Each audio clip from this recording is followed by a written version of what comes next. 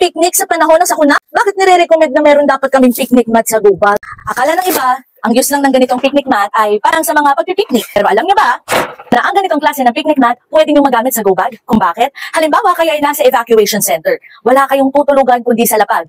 So itong picnic mat na to ang pwedeng mag-serve as your banig or pwede nyong higaan imbis na sa mismong floor kayo humiga. Actually, maraming use din to. So halimbawa, nasa evacuation center nga kayo at may extra pa kayong mga picnic mat na ganito. Kung meron man silang isi-serve na pwede nyong paghigaan, itong mga picnic mat na dadalhin nyo sa inyong mga go bag, this can also serve as your trapal. Pwede kayong gumawa ng safe space ninyo and this will give you your privacy. Dahil kapag nasa evacuation center, usually, tabi-tabi talaga ang mga tao kahit hindi mo kilala.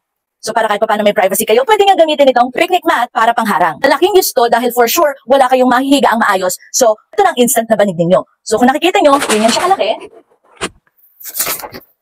Ang maganda pa sa kanya, dito kasi siya. So basically, hindi siya aagaw ng space sa inyong mga go bag. And waterproof nga pala to ha, so kung sakali na may mga putik-putik yung lapag or basa, okay lang kasi mabilis naman siya linisan dahil waterproof.